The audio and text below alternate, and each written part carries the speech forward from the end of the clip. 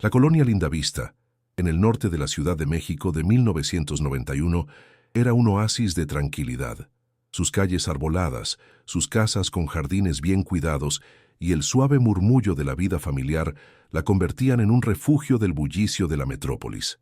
Allí, en una callejuela apartada, vivían Javier y Laura Solís, un matrimonio joven y sin hijos, de unos 30 y tantos años. Javier era ingeniero civil, con un aire serio pero amable.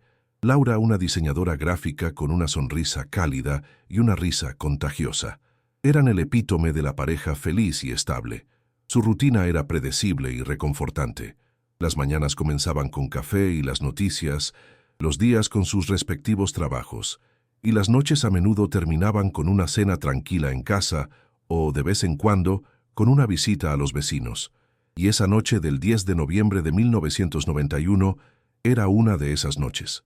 Los vecinos de al lado, Carlos y Ana García, eran sus amigos más cercanos.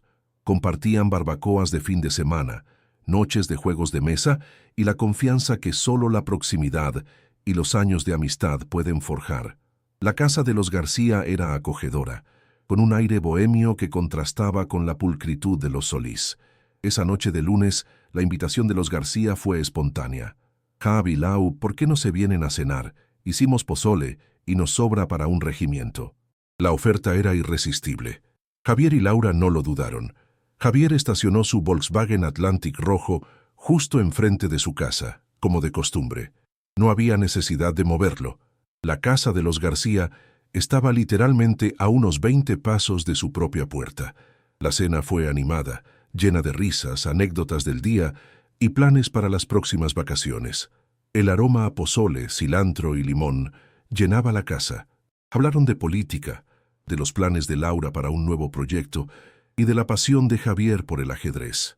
No había tensiones, ni discusiones, ni nada que pudiera presagiar la extraña quietud que se cerniría sobre la calle en las próximas horas. Alrededor de las 11 de la noche, Javier y Laura se despidieron de Carlos y Ana con abrazos y promesas de otra cena pronto. La noche era fresca y tranquila, el cielo despejado y salpicado de estrellas. Caminaron esos pocos pasos que separaban sus casas, riendo por algún chiste que Carlos había contado. Entraron a su hogar, la luz de la sala se encendió brevemente y luego se apagó. Todo parecía normal, una noche de lunes cualquiera en Lindavista. La mañana del 11 de noviembre de 1991 amaneció clara y soleada, como muchas en la Ciudad de México. Carlos García, un hombre de hábitos, salió temprano para regar su jardín. Mientras lo hacía, sus ojos se posaron en el Volkswagen Atlantic rojo de Javier. Seguía estacionado frente a la casa de los Solís, en el mismo lugar donde Javier lo había dejado la noche anterior. Eso no era inusual. Javier usaba el transporte público para ir al trabajo. Pero a medida que el sol subía, una ligera incomodidad comenzó a crecer en Carlos. La casa de los Solís permanecía extrañamente silenciosa. No había movimiento, ni la luz en la cocina que indicaba que Laura estuviera preparando el desayuno, ni el sonido de la radio que Javier solía escuchar por las mañanas.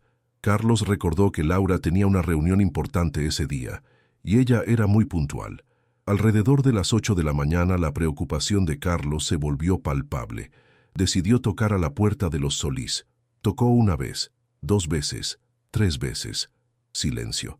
La puerta principal estaba cerrada, pero no con llave. Carlos, sintiendo un escalofrío en la espalda, giró la perilla. La puerta se abrió con un leve crujido. El interior de la casa de los Solís estaba inmaculado. El desorden del día a día estaba ausente. Las tazas de café de la mañana no estaban en el fregadero. Las camas estaban hechas. En la mesa del comedor un periódico del día anterior y un libro que Laura estaba leyendo. En la sala, el televisor apagado. No había signos de lucha, ni de intrusión forzada. Todo en su lugar, todo en perfecto orden. Carlos llamó a Laura, luego a Javier. Recorrió la casa entera, cada habitación. El silencio era ensordecedor, roto solo por el latido de su propio corazón. El aire se sentía pesado, como si la ausencia de Javier y Laura fuera una presencia tangible. A las 8:30 am, Carlos, con la voz temblorosa, llamó a la policía. La escena que describió era desconcertante. Una pareja desaparecida de su propia casa, sin dejar rastro, dejando su auto intacto afuera. No había una ventana rota, ni una puerta forzada, ni una nota de despedida. Simplemente desaparecieron. Cuando los primeros oficiales llegaron, la confusión era evidente en sus rostros. Revisaron la casa, el jardín, los alrededores. El Volkswagen Atlantic rojo seguía estacionado frente a la casa, impoluto, como si esperara a sus dueños. Pero Javier y Laura Solís se habían desvanecido en el aire, sin dejar ninguna pista lógica, dejando a sus amigos y a la comunidad de Lindavista sumidos en un misterio que desafiaba toda explicación. La noche silenciosa del 10 de noviembre se había tragado a una pareja para siempre. La desaparición de Javier y Laura Solís sacudió la apacible colonia Lindavista. Lo inusual del caso, una pareja que se desvanece de su propia casa, dejando su auto intacto y sin signos de forcejeo, desconcertó a la policía desde el primer momento.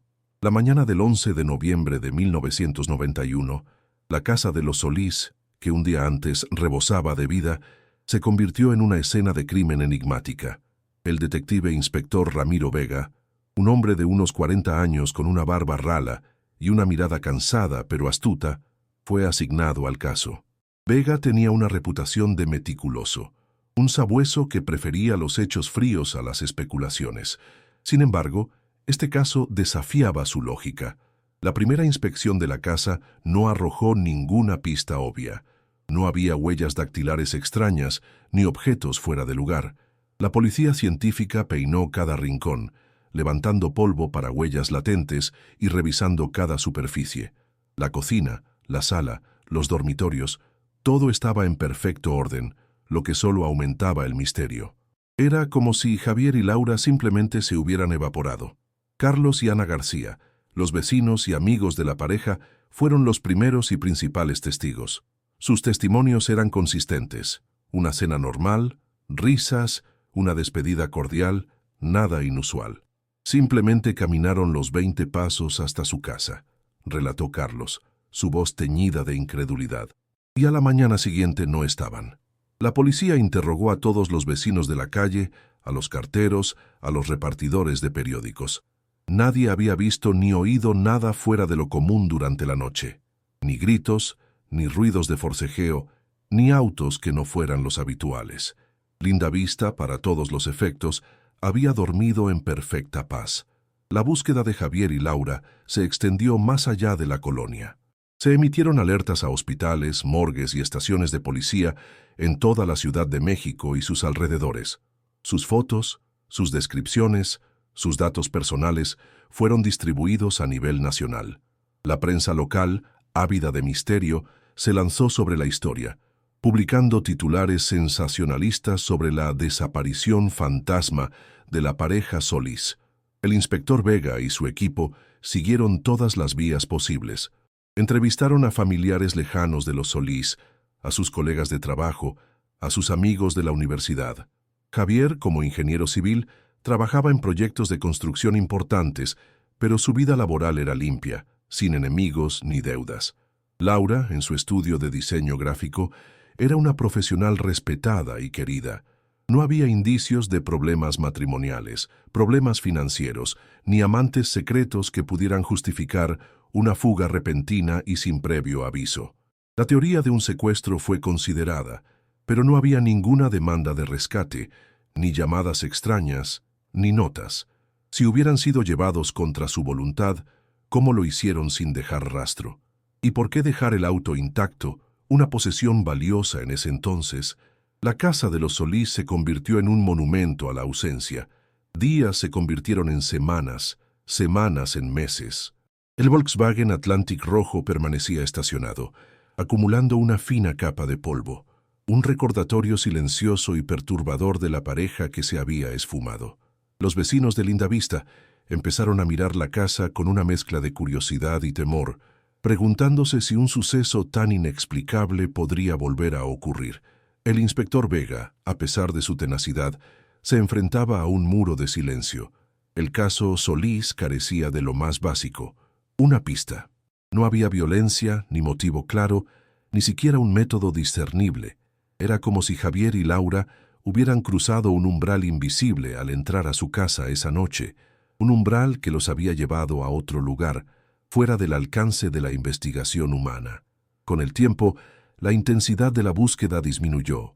Otros casos, con pistas más claras y víctimas más visibles, demandaban la atención de la policía. El caso Solís, a pesar de su singularidad, fue gradualmente archivado como un caso frío, uno de esos misterios que la lógica no podía resolver y el tiempo no podía borrar. Pero Ramiro Vega no podía olvidar a la pareja de Linda Vista. Las fotos de Javier y Laura sonrientes, con una vida plena por delante, lo perseguían. La imagen del Volkswagen Atlantic rojo, intacto frente a su casa, era una paradoja que lo obsesionaba. Él sabía que había algo, alguna explicación por muy extraña que fuera, que se les escapaba. El caso Solís se convirtió en su espina personal, un misterio que, 14 años después, seguiría resonando en su mente. Los años se deslizaron sobre la Ciudad de México como la suave neblina mañanera. El calendario marcaba 2005. El inspector Ramiro Vega, ahora un hombre con más canas y la misma mirada perspicaz, observaba el ir y venir de los nuevos cadetes en la comisaría central.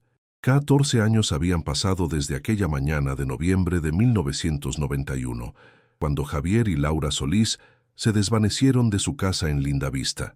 El caso, una anomalía en los anales de los crímenes de la ciudad, se había transformado de una investigación activa a un expediente archivado, y de ahí a una suerte de leyenda urbana susurrada en los pasillos de la policía y en las calles del barrio.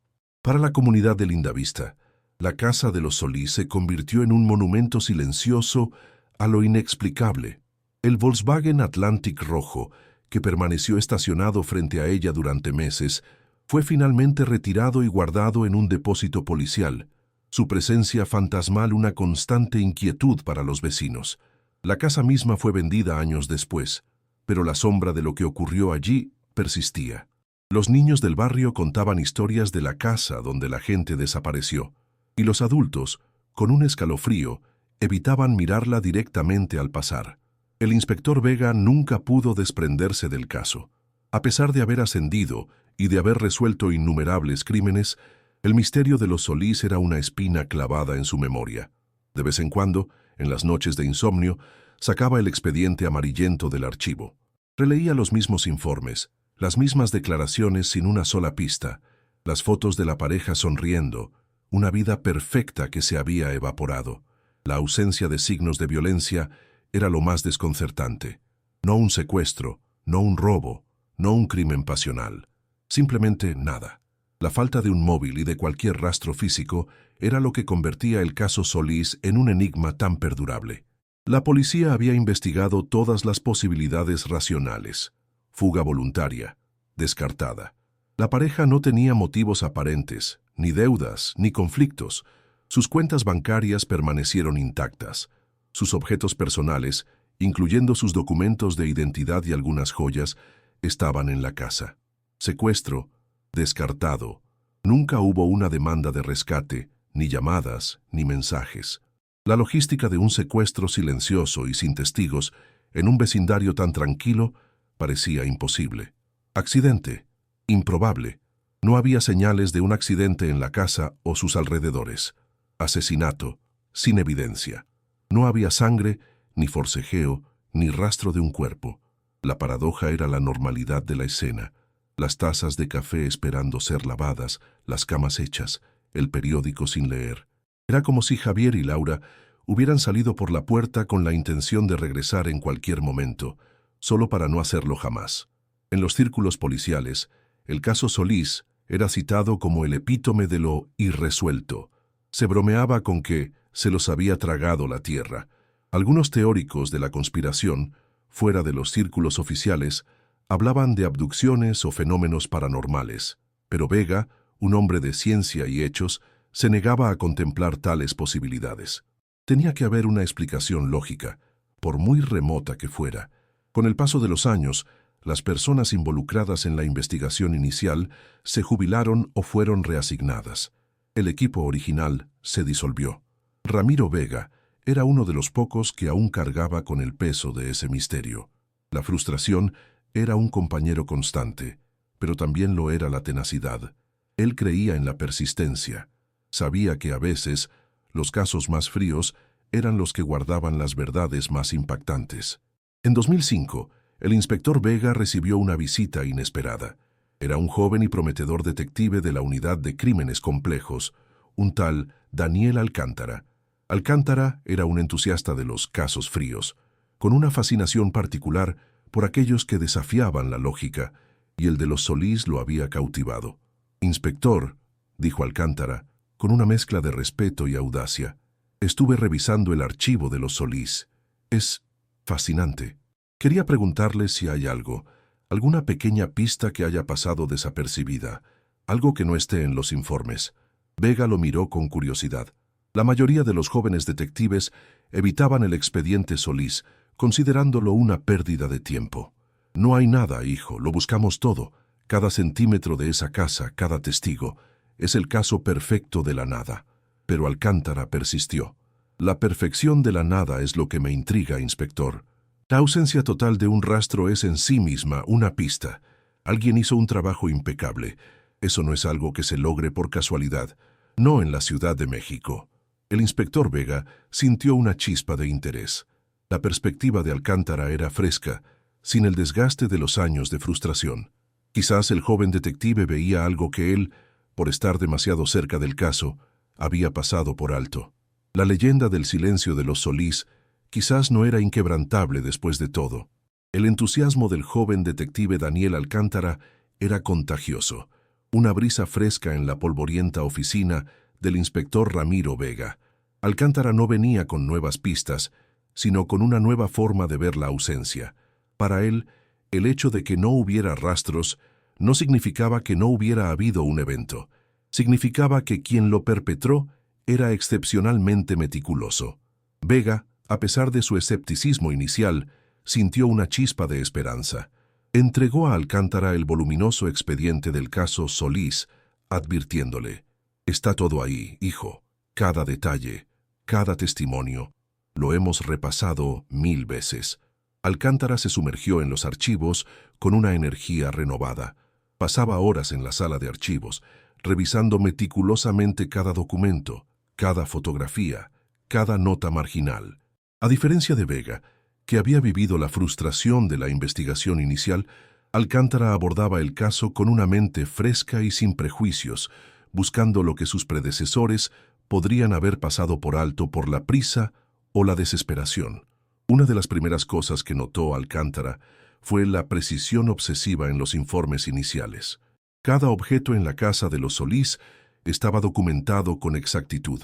La marca de café en la cocina, el libro que Laura leía, el periódico en la mesa.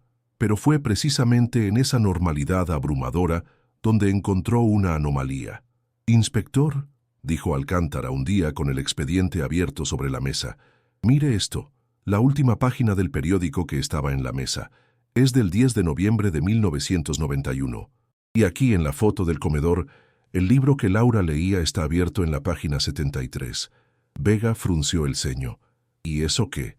Son detalles de la escena. No hay nada inusual. Es la ausencia de lo habitual, inspector. Javier y Laura eran gente de hábitos. Si hubieran regresado a casa después de cenar, lo más lógico es que hubieran terminado su café, guardado el libro, quizás revisado el periódico de la mañana o puesto su ropa en el cesto de la lavandería. Pero todo estaba como si hubieran entrado, apagado la luz y nunca más interactuado con su propio hogar. Alcántara hizo una pausa. «Y hay algo más. No hay rastro de las tazas de café usadas de esa mañana, ni siquiera en el lavavajillas o el fregadero». Vega se inclinó, observando la fotografía con renovada atención. Esos detalles, tan insignificantes en su momento, ahora cobraban un nuevo significado. La casa estaba demasiado perfecta. Era la perfección del no evento, lo que lo hacía tan inquietante.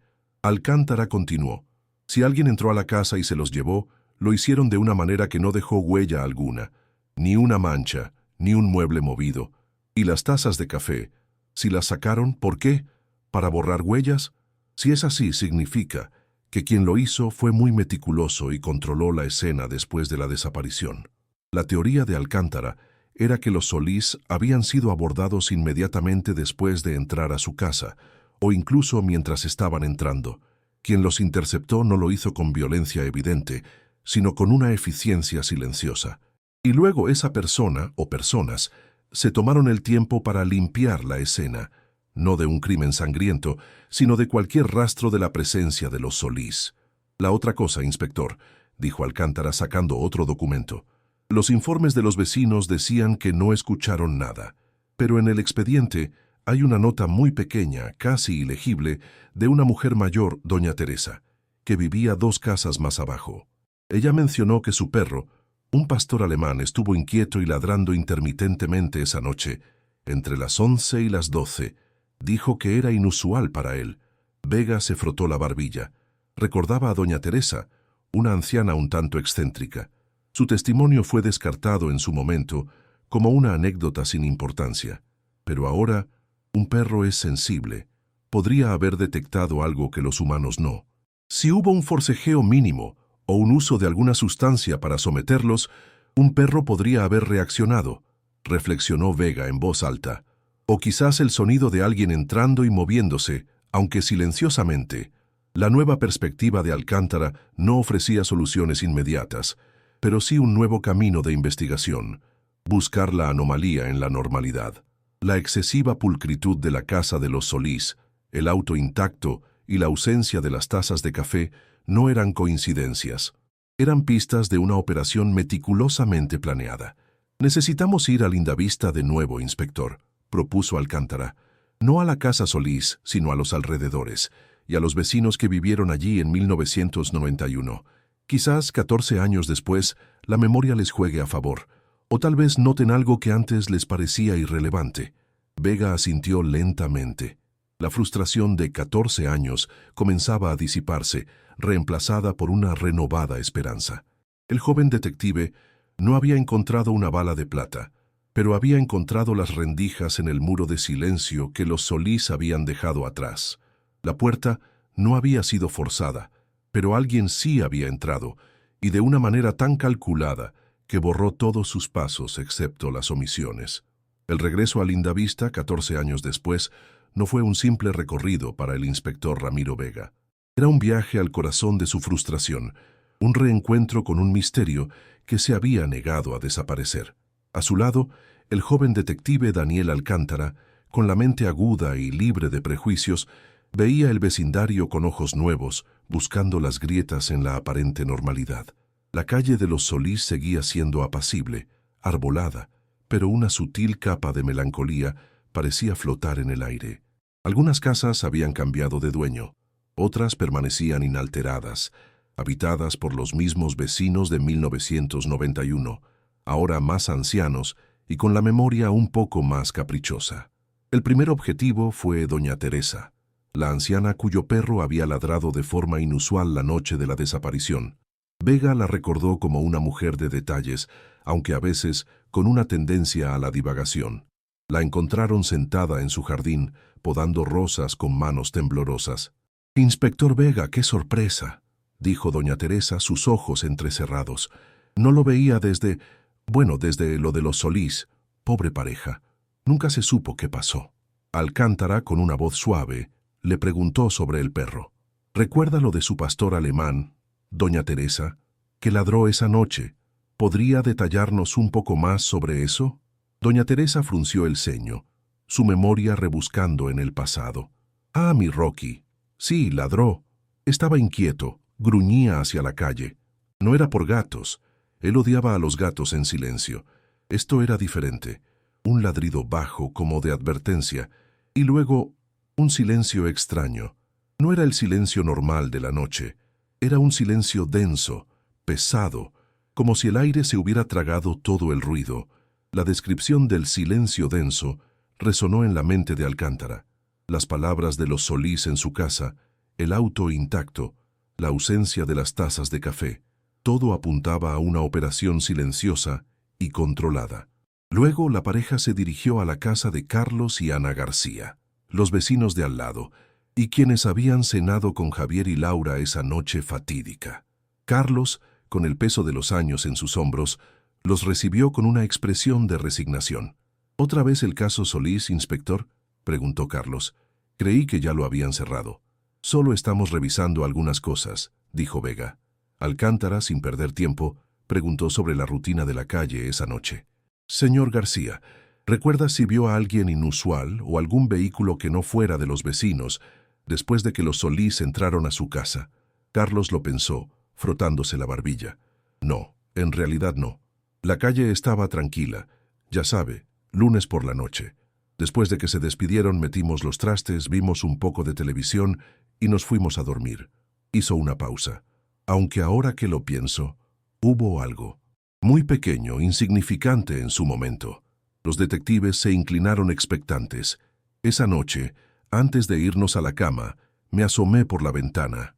Tengo una costumbre. Siempre reviso que el portón del garaje esté cerrado. Y mientras lo hacía, vi algo raro. El poste de luz de la esquina, el que está justo frente a la casa de los Solís, estaba un poco oscuro. La luz parecía más tenue de lo normal. Pensé que era una falla, pero a la mañana siguiente ya estaba bien. No le di importancia. Vega y Alcántara intercambiaron una mirada. Un poste de luz con la luz tenue. Esto era algo nuevo. Si alguien quería operar sin ser visto, atenuar la iluminación de la calle sería una estrategia clave. Pero, ¿cómo? ¿Y por qué se repararía tan rápido? ¿Recuerda la hora, señor García?, preguntó Alcántara. Sí, fue justo antes de irnos a la cama. Como las 11:30, medianoche a más tardar, respondió Carlos. Esto coincidía con el ladrido de Rocky y la desaparición de los Solís. La información sobre el poste de luz encajaba perfectamente con la teoría de Alcántara sobre una operación controlada y meticulosa. Si la luz fue intencionalmente atenuada, significaba que el plan de los perpetradores no fue improvisado. Tenían que tener conocimientos sobre la infraestructura del alumbrado público o acceso a ella. El regreso a la comisaría fue un torbellino de nuevas ideas. Alcántara sugirió revisar los registros de fallas del alumbrado público de esa zona en las fechas cercanas al 10 y 11 de noviembre de 1991. Era una aguja en un pajar, pero valía la pena intentarlo. Y lo más importante, la nada, había empezado a hablar, a través de los pequeños detalles que antes habían sido descartados.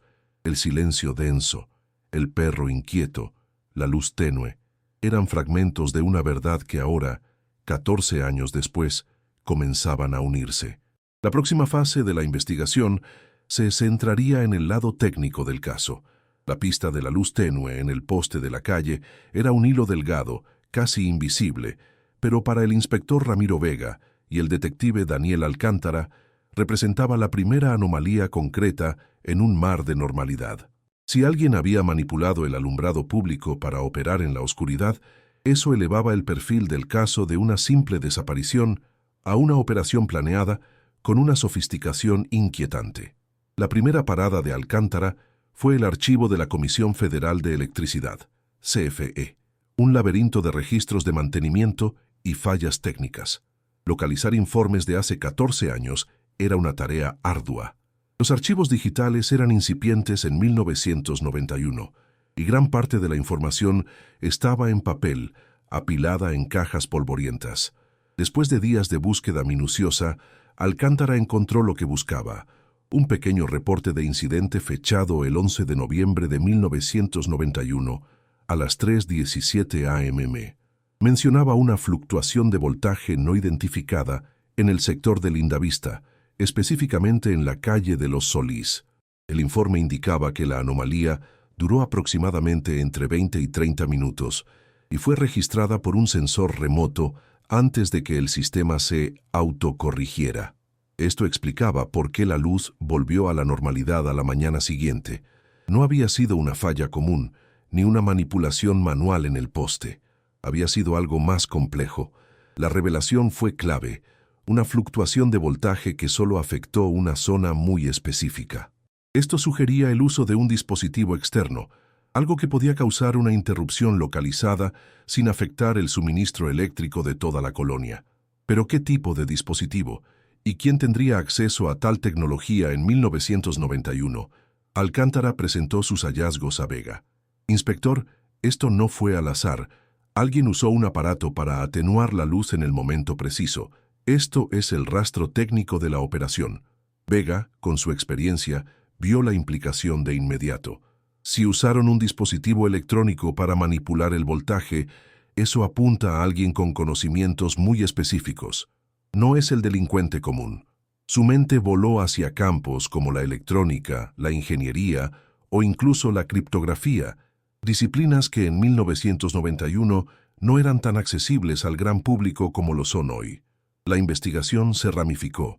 Ahora no solo buscaban a personas desaparecidas, sino a alguien con un perfil técnico muy particular, capaz de operar con tal precisión en el sector eléctrico.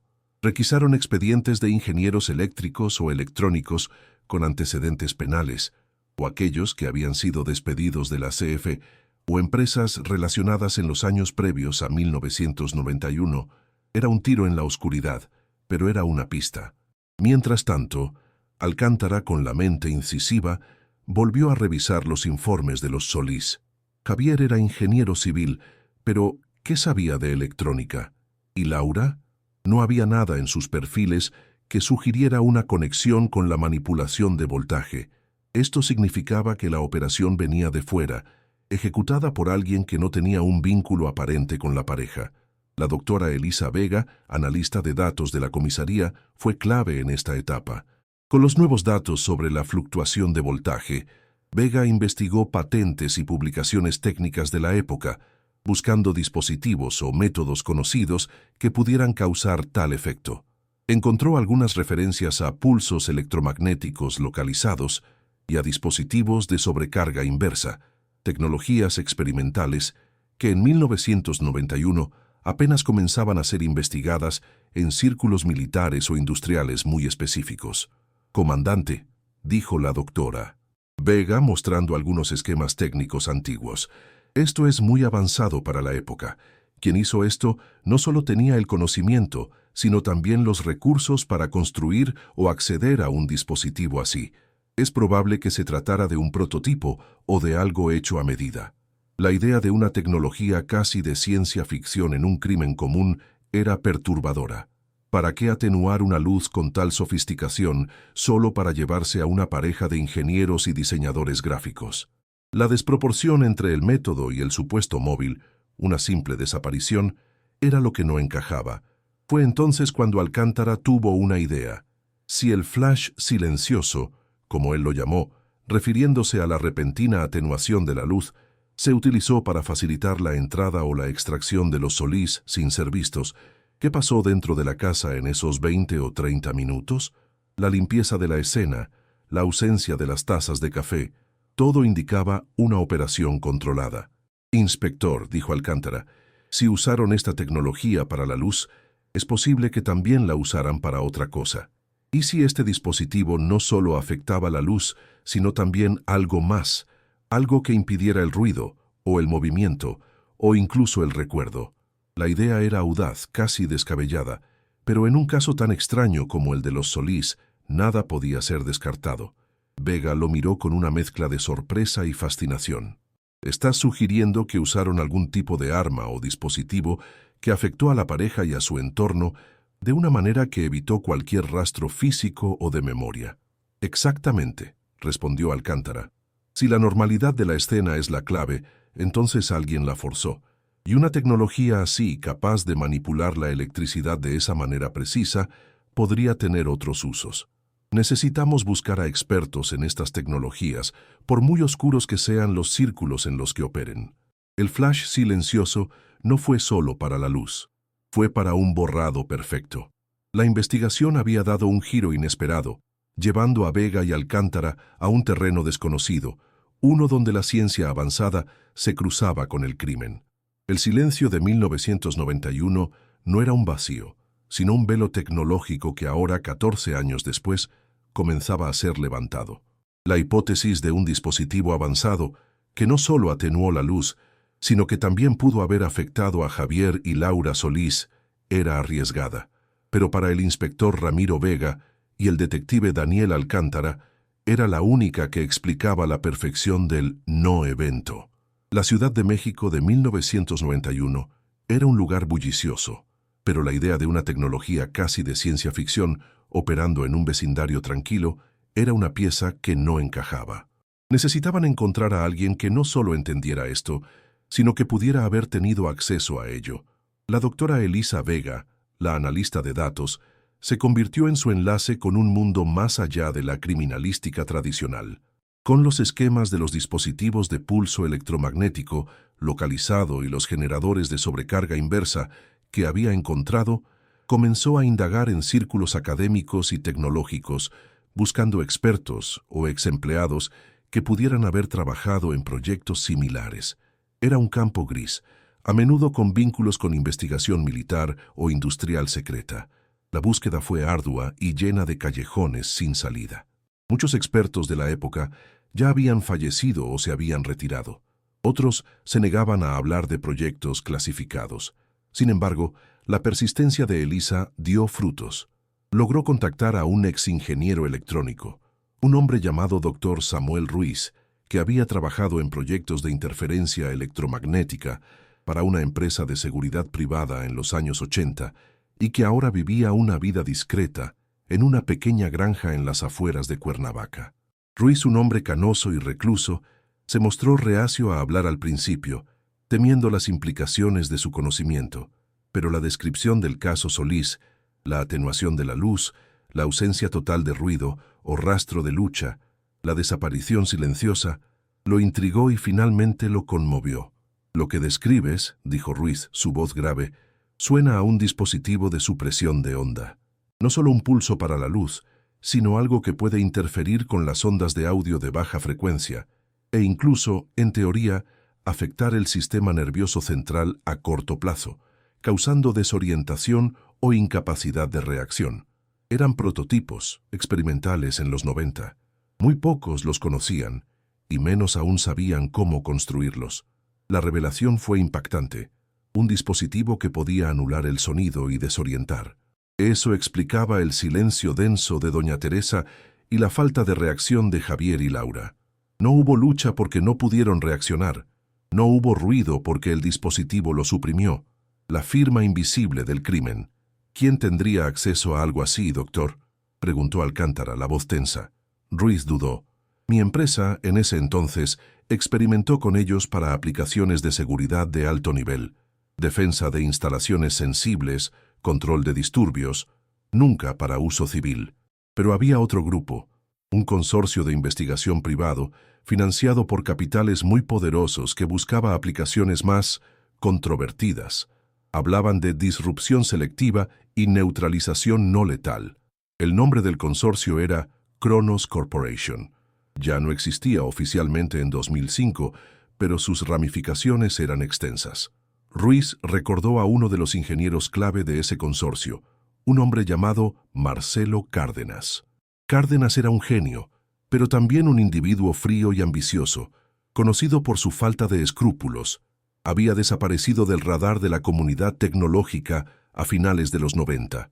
Cárdenas fue quien más se obsesionó con estos dispositivos de supresión, continuó Ruiz. Los veía como la herramienta definitiva para un control discreto, capaces de inmovilizar, desorientar, incluso inducir amnesia a corto plazo en un radio limitado, perfectos para una extracción silenciosa. La descripción de Cárdenas encajaba con el tipo de mente detrás de la desaparición de los Solís. Alguien inteligente, sin escrúpulos y con acceso a tecnología de vanguardia. La investigación se volcó ahora hacia Marcelo Cárdenas y las operaciones de la Cronos Corporation en 1991. La doctora Elisa Vega, con esta nueva información, comenzó a rastrear los pocos registros disponibles de Cronos Corporation.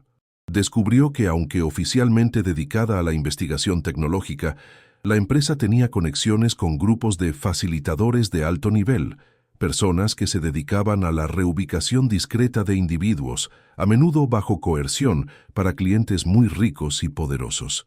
Eran el tipo de personas que podían hacer desaparecer a una familia sin dejar rastro y sin molestar a los vecinos. La teoría comenzó a tomar forma. Javier y Laura Solís no fueron secuestrados por dinero. Fueron víctimas de una extracción por parte de un grupo profesional que utilizaba tecnología de punta quizás contratados por alguien que quería su experiencia o sus conocimientos de forma discreta, sin dejar rastro de su captura. La normalidad de la escena era el sello de su eficiencia. «Comandante», dijo Elisa, señalando una entrada en los registros de Kronos Corporation. En noviembre de 1991, la empresa registró un viaje de Marcelo Cárdenas a la Ciudad de México.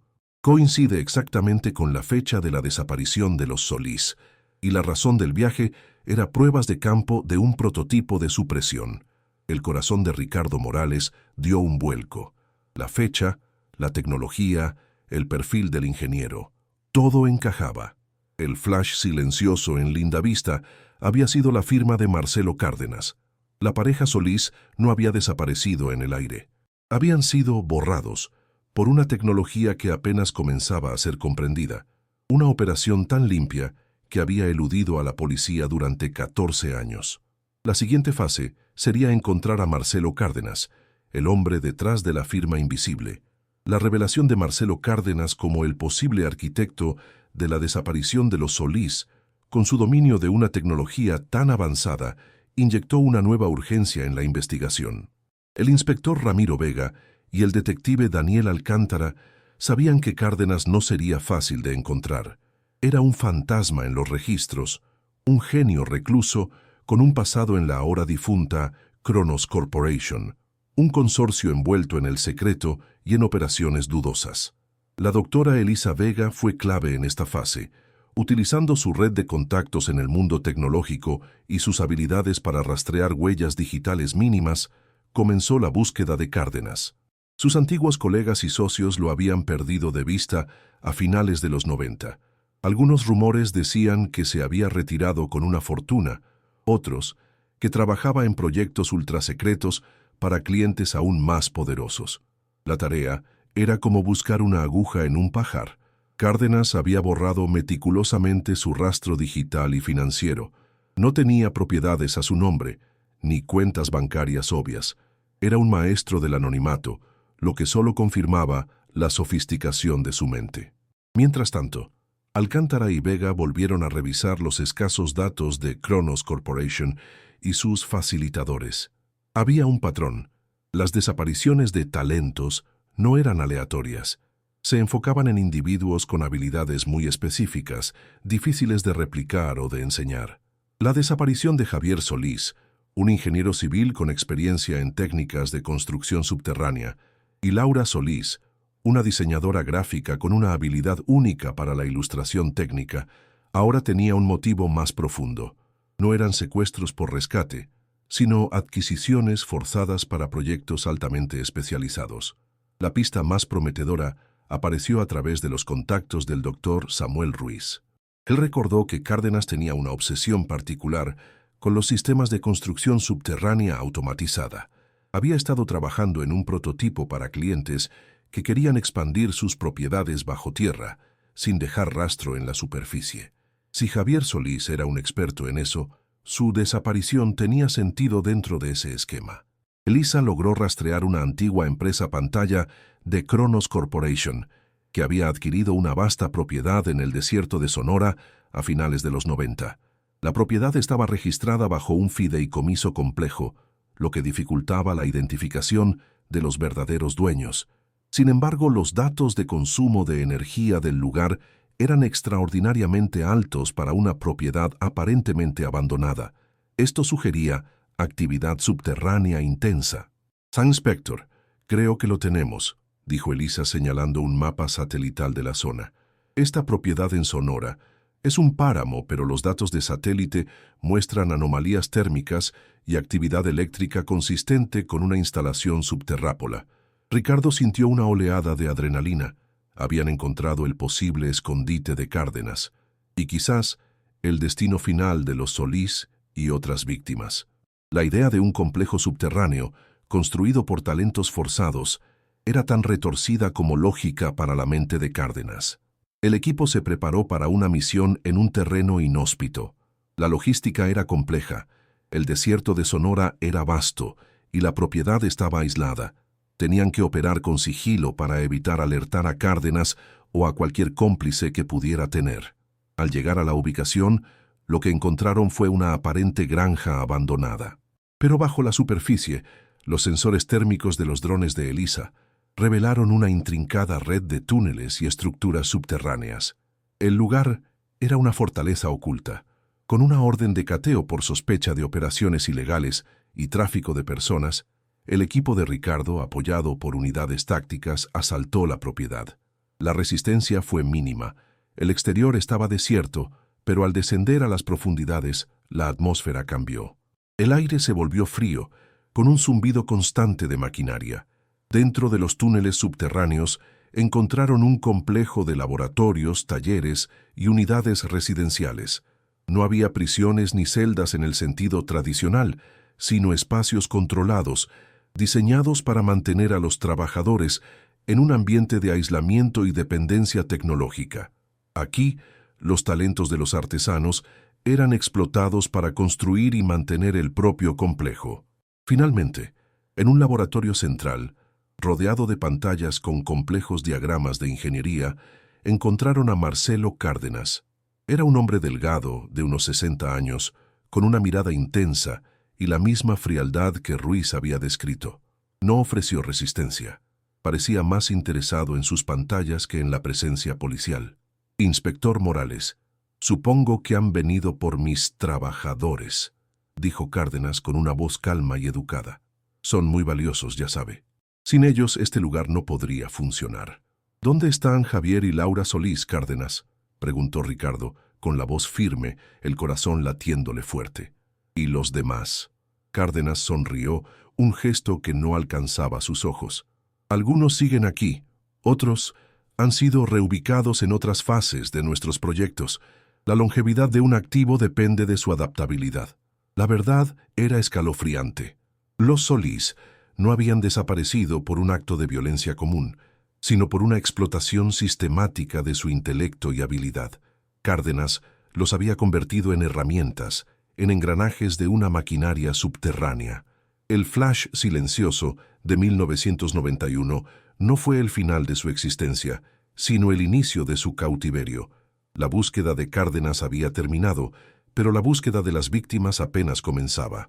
La entrada al complejo subterráneo de Marcelo Cárdenas en el desierto de Sonora no fue el final, sino el inicio de una fase aún más compleja y emocionalmente agotadora de la investigación.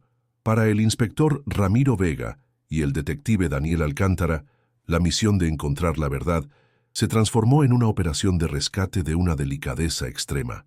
La esperanza de hallar a Javier y Laura Solís se entrelazaba con la cruda realidad de un cautiverio prolongado, dejando una atmósfera de tensión palpable en el aire árido del desierto.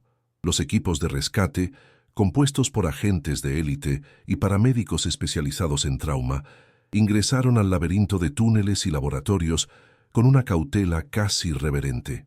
El zumbido constante de la maquinaria subterránea y el aire frío y denso creaban un ambiente opresivo. En las unidades residenciales, que eran prisiones diseñadas con una astuta combinación de confort y control psicológico, encontraron a 5 artesanos más, junto con sus familias, algunas de las cuales habían sido dadas por desaparecidas décadas atrás. Entre ellos había un maestro ebanista de Querétaro, una tejedora de Oaxaca cuyas técnicas ancestrales se creían extintas, un orfebre de Taxco especializado en filigrana y un soplador de vidrio de Monterrey cuyas habilidades eran legendarias. Todos, cautivos con historias de sus vidas interrumpidas abruptamente y talentos explotados sin piedad. La doctora Elisa Vega, con su formación en psicología forense y su sensibilidad innata, fue fundamental en la evaluación inicial de las víctimas. Los rehenes estaban visiblemente afectados por el aislamiento prolongado. Hablaban en voz baja, con una mezcla de miedo y una extraña desconexión con la realidad exterior. Sus ojos, acostumbrados a la luz artificial constante, parpadeaban ante el haz de las linternas. No estaban desnutridos ni físicamente torturados en el sentido brutal, pero la tortura psicológica del aislamiento, la coerción sutil y la explotación constante era evidente en sus miradas vacías y en la rigidez de sus movimientos. Su percepción del tiempo estaba distorsionada, algunos creyendo que habían pasado solo unos años, cuando en realidad eran décadas. El shock de la libertad era casi tan abrumador como el del cautiverio. Los reencuentros con sus familias, que los daban por perdidos o fallecidos, fueron momentos de una emoción cruda, de lágrimas, abrazos tentativos y la difícil aceptación de que el tiempo había pasado implacablemente. Pero en medio de esos reencuentros agridulces, una sombra persistía. Javier y Laura Solís no estaban entre los rescatados. La esperanza, que había sido el motor de la investigación de Ricardo durante 14 años, se desvaneció con una lentitud torturante. La confesión de Cárdenas, una vez más, fue tan helada como una daga.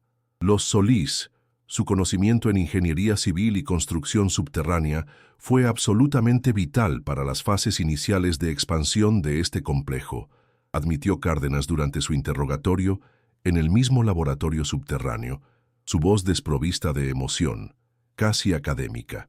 Una vez que el sistema se volvió autosuficiente y sus conocimientos fueron transferidos a nuestros protocolos, su utilidad disminuyó. Fueron reubicados hace muchos años a un proyecto más distante en el extranjero, un lugar donde sus habilidades eran requeridas para una nueva fase de expansión de nuestra red global. Cárdenas se negó a dar más detalles, envuelto en una impenetrable muralla de silencio, una barrera de acero contra cualquier intento de obtener información sobre el destino final de Javier y Laura o la ubicación de esos otros proyectos. Para él, sus víctimas eran activos, no seres humanos. La noticia de la ausencia de los Solís fue un golpe devastador para Ricardo y Alcántara. Habían luchado con tanta ferocidad, habían desenterrado secretos que parecían imposibles de hallar, solo para encontrar que su pareja original no estaba allí. La frustración era inmensa, un vacío que parecía no poder llenarse.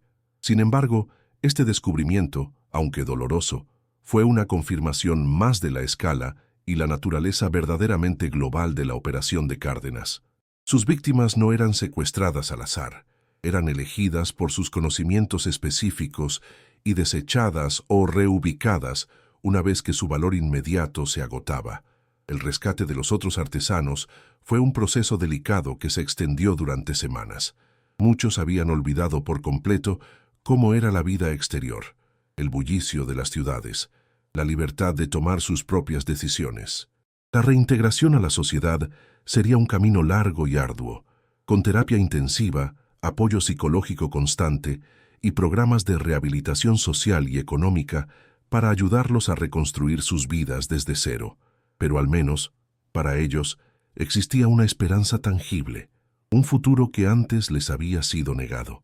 Sus familias, que los daban por perdidos y habían llorado su partida, fueron contactadas, y los reencuentros, aunque teñidos de una mezcla de alegría y tristeza por los años perdidos, fueron un testimonio conmovedor de la tenacidad del espíritu humano y del poder de la fe. Para Ricardo y Alcántara, el éxito del rescate de las otras víctimas fue una validación innegable de su incansable búsqueda. La unidad de casos archivados, que antes era vista con cierto escepticismo dentro de la fuerza policial, ahora era reconocida como una pieza crucial y de vanguardia en la maquinaria de la justicia. Su enfoque innovador en los detalles insignificantes, la colaboración esencial con expertos externos como el doctor Samuel Ruiz y la doctora Elisa Vega y su persistencia inquebrantable, habían rendido frutos inesperados, abriendo los ojos de la policía a nuevas dimensiones del crimen. El caso de Marcelo Cárdenas, por su parte, se convirtió en un estudio de caso internacional de proporciones masivas. La idea de coleccionar talentos para proyectos secretos y el uso de tecnología de supresión para secuestrar y controlar a personas abrió los ojos de las autoridades a una nueva y aterradora forma de crimen organizado con ramificaciones globales. Las investigaciones se extendieron a nivel mundial, desvelando redes y clientes poderosos que buscaban habilidades raras para sus propios fines turbios, desde la construcción de búnkeres privados hasta la creación de falsificaciones de arte indetectables. Ricardo Morales, al mirar las caras de los artesanos rescatados, sintió el peso de la responsabilidad, pero también una profunda satisfacción. La historia de Javier y Laura Solís, aunque sin un final feliz de reunión familiar, no sería en vano.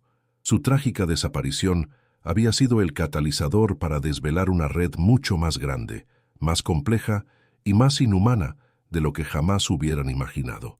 La justicia, aunque tardía y parcial para algunos, se había manifestado con una fuerza inusitada.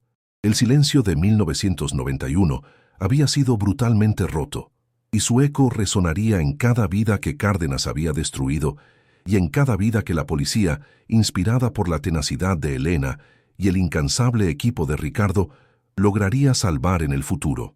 El sol se inclinaba majestuosamente sobre el vasto horizonte de la Ciudad de México, pintando el cielo con una paleta vibrante de naranjas encendidos, púrpuras profundos y los últimos destellos dorados del día.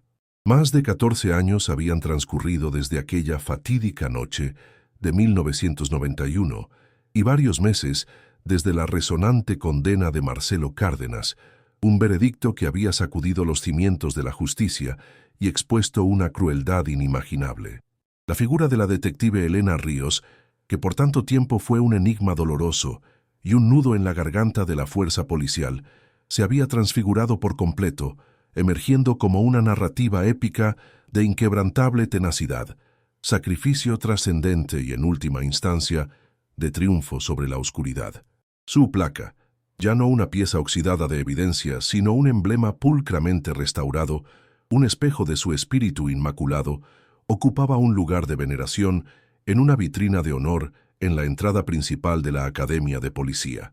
Era el primer objeto que captaba la mirada de cada cadete al cruzar el umbral, una inspiración silenciosa y perenne que susurraba lecciones de coraje, ética y compromiso inquebrantable a las nuevas generaciones de oficiales.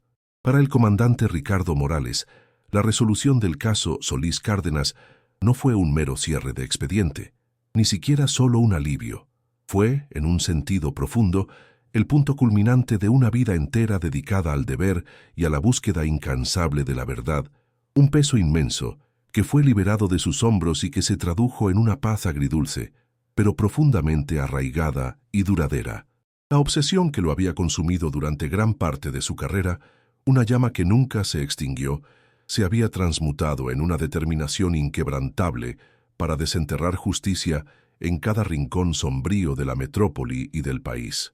Bajo su liderazgo visionario, la unidad de casos archivados no solo floreció, sino que se convirtió en un faro de esperanza para innumerables familias que habían perdido toda fe en el sistema judicial. Junto a la doctora Elisa Vega, cuya mente analítica y destreza tecnológica eran una fuerza casi imparable, comparable a un motor de búsqueda de la verdad que no dejaba piedra sin remover, lograron no solo reabrir, sino también resolver decenas de casos que la burocracia, la falta de recursos o la indiferencia habían condenado al olvido perpetuo. La unidad de Ricardo y Elisa no solo era efectiva en su misión, se erigió como un modelo a seguir, visitada y estudiada por delegaciones policiales de todo el mundo que buscaban replicar su éxito, su enfoque innovador y su profundo sentido de la justicia restaurativa. Los testimonios de los artesanos rescatados, que lentamente se recuperaban de su calvario, se convirtieron en la prueba viviente del impacto de su trabajo.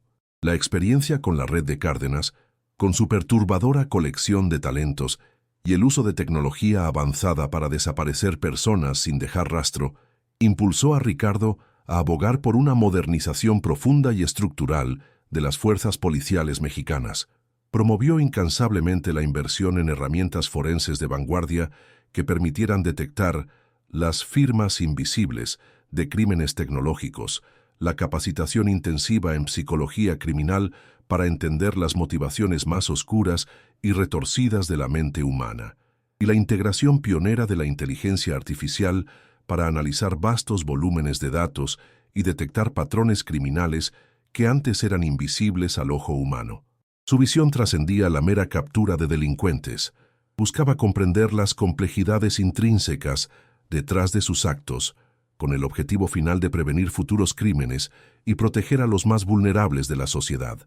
Se erigió como un mentor inspirador y respetado para innumerables jóvenes detectives, inculcándoles no solo tácticas policiales y procedimientos operativos, sino también la crucial importancia de la empatía hacia las víctimas y la perseverancia inquebrantable, recordándoles siempre la conmovedora y poderosa historia de Elena Ríos y el precio que ella pagó por la verdad. La familia de Elena, aunque jamás recuperaría la presencia física de su amada hija, encontró una forma de paz en la verdad. La valentía de Elena al documentar su calvario en el diario, su último acto de desafío, fue un bálsamo para el dolor. El sacrificio de Elena, aunque desgarrador, no había sido en vano. Su valentía había expuesto una red criminal devastadora y había salvado a otras vidas de un destino similar. La beca Elena Ríos, establecida con fondos sustanciales de la comisaría, generosas donaciones privadas y el apoyo de fundaciones nacionales e internacionales, se convirtió en un faro luminoso para jóvenes aspirantes a detectives, especialmente mujeres que soñaban con hacer una diferencia tangible en el mundo. Los padres de Elena se involucraron activamente en la academia, compartiendo anécdotas conmovedoras de su hija, sus sueños, sus frustraciones y sus triunfos, y recordando su espíritu indomable, asegurando que su memoria no solo perdurara en los anales de la policía, sino que brillara con una intensidad aún mayor que en vida, inspirando a generaciones futuras a perseguir la justicia con la misma pasión. El caso de la pareja desaparecida en 1991 trascendió las fronteras de un simple suceso criminal para erigirse como un hito de la criminología moderna. Fue objeto de múltiples documentales aclamados a nivel internacional, libros que se convirtieron en bestsellers instantáneos y profundos artículos académicos que diseccionaron su complejidad, desde el uso innovador de tecnología de supresión de onda y pulso electromagnético, para la extracción silenciosa de las víctimas, hasta la increíble tenacidad y el ingenio de los investigadores para desenterrar la verdad después de tantos años de frustración y desesperanza.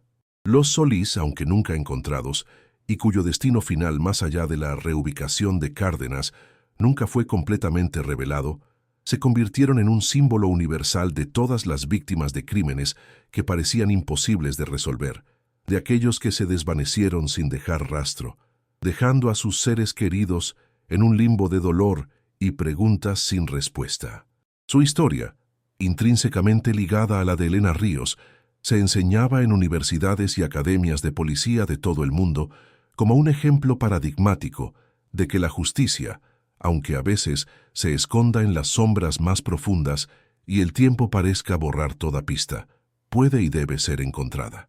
Julián Soto, el silencioso, tras cumplir su sentencia reducida, regresó a la discreción de San Vicente Coatlán. La carga de su conciencia, acumulada durante más de una década de silencio cómplice, era un peso invisible pero tangible que lo acompañaría por el resto de su vida. Sin embargo, su acto de contrición, el envío de la placa réplica de Elena, no lo absolvió de la culpa total, pero le dio una oportunidad crucial de redención personal y de reintegración a una vida más ética. Aunque la comunidad local lo miraba con una mezcla de curiosidad, cautela y un cierto respeto por su transformación, Julián se esforzó por ser un miembro útil y discreto, ayudando en la agricultura y colaborando en proyectos comunitarios, buscando en el servicio a los demás una forma genuina de expiar su complicidad pasada y de encontrar un propósito en su existencia. La sombra de Cárdenas, no obstante, nunca lo abandonaría del todo. Un recordatorio constante del delgado hilo que separa la moralidad de la conveniencia y de cómo las decisiones de un momento pueden marcar una vida entera con consecuencias profundas. La Comisaría Central de la Ciudad de México, que en 1991 había sido un lugar de archivos polvorientos, expedientes sin esperanza y la constante amenaza de casos sin resolver que se acumulaban, se transformó por completo, convirtiéndose en un vibrante centro de innovación, resiliencia y compromiso inquebrantable con la comunidad. El espíritu de sus detectives, forjado en la adversidad del caso Solís y templado por el sacrificio de Elena, se renovó profundamente, elevando los estándares de la fuerza. Las paredes que antes parecían guardar secretos inquebrantables, ahora susurraban historias de triunfo sobre la adversidad. Las luces de la ciudad, que una vez fueron atenuadas por la mano sigilosa de un criminal que operaba en la oscuridad de la noche, ahora brillaban con una intensidad renovada y poderosa, simbolizando la claridad y la verdad que se habían conquistado con tanto esfuerzo y sacrificio. Ricardo Morales, al final de una carrera ejemplar que lo había convertido en una figura legendaria dentro de la fuerza, finalmente se retiró con la profunda satisfacción de haber honrado no solo a Elena, sino a todas las víctimas que no tuvieron voz. La placa de Elena para él no era solo un objeto conmemorativo o un símbolo de una amistad perdida, era un símbolo viviente y palpitante de que la verdad, por más oculta, compleja o incómoda que sea, siempre encuentra su camino para emerger a la luz.